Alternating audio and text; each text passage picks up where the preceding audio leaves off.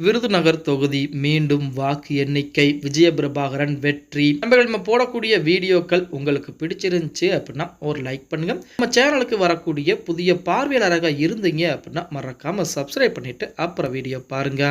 நடந்து முடிந்த நாடாளுமன்ற தேர்தலை பொறுத்த வரைக்கும் தமிழகம் முழுவதும் அதாவது 40க்கு 40 தொகுதிகள் திமுக ஜெயிச்சாங்க அப்படிங்கிற தகவல் நம்ம அனைவருக்கும் தெரியும். இப்ப திமுகவை பொறுத்த வரைக்கும் கடந்த 2019 நாடாளுமன்ற தேர்தலிலே 39 தொகுதிகள் ஜெயிச்சாங்க. தேனியில் இருக்கக்கூடிய அந்த இடத்தில் மட்டும் ஓபிஎஸ் உடைய மகன் இரட்டை இலை சின்னத்தில் போட்டி போட்டு வெற்றி பெற்றார் அப்படிங்கிற தகவல் நம்ம அனைவருக்கும் தெரியும். அடுத்தபடியாக 2024 நடந்த நாடாளுமன்ற தேர்தலில் அந்த ஒரு தொகுதியும் சேர்த்து 40க்கு 40 ஜெயிச்சு. இப்ப நாடாளுமன்ற தேர்தல் அப்படிங்கிறது பாத்தீங்கன்னா மத்தியில் இருக்கக்கூடிய ஒரு பிரதமரை தேர்ந்தெடுக்கக்கூடிய ஒரு தேர்தல். இப்ப தமிழகத்தை பொறுத்த வரைக்கும் மக்களுடைய மனநிலைமை எப்படி இருக்கு அப்படின்னு பார்த்தோம்னா, ஒரு புறத்திலே மோடிக்கு ஆதரவான அலைகளும் இன்னொரு புறத்திலே மோடிக்கு எதிர்ப்பு அலைகளும் தான் தமிழகத்திலே இருக்கிறது. அப்போ மத்தியிலே மோடி அவர்கள் வரக்கூடாது அப்படின்னு சொல்லி தமிழக மக்கள் மிகவும் ஆரவாரமாக இருந்தாங்க.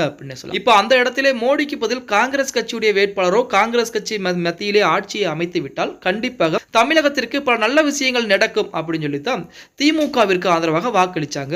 2026 சட்டமன்ற தேர்தல் அப்படிங்கிறது இந்த மாதிரி கிடையாது. தமிழகத்தில் கூடிய ஒரு முக்கியமான ஒரு தலைவரை தேர்ந்தெடுக்கக்கூடிய ஒரு தேர்தல்.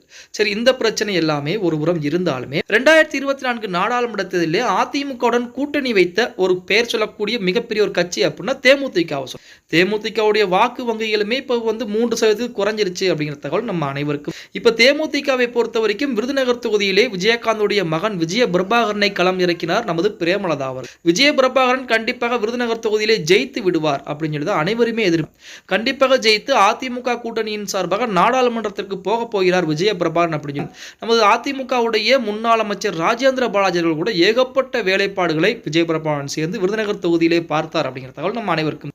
அதற்கு அடுத்தபடியாக தேர்தலும் நடத்தப்படுது, வாக்கு எண்ணிக்கையும் என்று அந்த வாக்கு எண்ணிக்கை எண்ணக்கூடிய அந்த சமயத்தில் ஒரு 4379 வாக்குகள் வித்தியாசம் நமது மாணிக்கம் தாகூர் அவர் ஜெயிக்கிறார். அதாவது விருதுநகர் தொகுதியிலே காங்கிரஸ் கட்சியுடைய வேட்பாளராக போட்டி போட்டவர் தான் மாணிக்கம் தாகூர் அவர் அதுவுமே மதியம் 2 மணி வாக்கில் அந்த சாப்பாடு உணவு இடைவேளையின் ஒரு சில குளறுபடிகள் நடந்து விட்டதாக தேமுதிக குற்றம் சாட்டுறாங்க. ஏன்னா காலையில் மதியம் வரைக்குமே விஜய பிரபாகரன் தான் லீடிங்கில் போயிட்டே இருக்கிறார். மதியம் அந்த 2 மணி அந்த சாப்பாடு உணவு இடைவேளையின் ஏதோ குளறுபடிகள் நடந்திருக்கிறது. அதன் காரணமாக இந்த மாதிரி மாறி போச்சு. அதுவும் 4000 வாக்குகள் அப்படிங்கிறது மிகப்பெரிய வாக்குகள் என்பது கிடையாது, குறைந்த வாக்குகள். அதனால தான் தேமுதிகவின் சார்பாக தேர்தல் ஆணையத்திலே புகார் பண்றாங்க. தேர்தல் ஆணையம் பார்த்தீங்க அப்படின்னா நீதிமன்றத்துக்கு போய்க்குங்க அப்படின்னு சொல்லி அறிவுறு.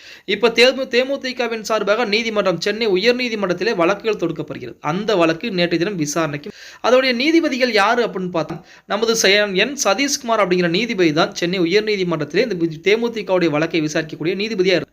அவருடைய அமர்வின் முன்பு தான் நேற்று தினம் வழக்கு விசாரணை வந்திருக்கிறது. அந்த வழக்கு விசாரணை நமது தேர்தல் ஆணையம் சரி, அதே போல மாணிக்கம் தாகூர் அவர்களும் சரி கண்டிப்பாக இதற்கு பதிலளிக்க வேண்டும் அப்படின்னு வருகின்ற 14ஆம் தேதி இந்த வழக்கை ஒத்தி வைத்திருப்பதாக தகவலும் வெளியாகி இருக்கிறது நண்பா. அப்படி ஒருவேளை 14ஆம் தேதி இந்த வழக்கு விசாரணை வந்து அந்த வழக்கு விசாரணையின் மூலம் தேமுதிக ஆதரவாக பதில்கள் வந்துருச்சு அப்படின்னு மறுபடியும் வாக்கு எண்ணிக்கை விருதுநகர் தொகுதியில் தொடங்கும் அப்படிங்கிறதுல எந்த ஒரு மாற்று கருத்தும் கிடையாது. ஓகே கைஸ், வீடியோ பிடிச்சிருந்தா மறக்காம ஒரு லைக் பண்ணுங்க. அப்படி இந்த வீடியோ ஃப்ரெண்ட்ஸ் அண்ட் ஃபேமிலிக்கும் ஒரு ஷேர் பண்ண மறந்துடாதீங்க.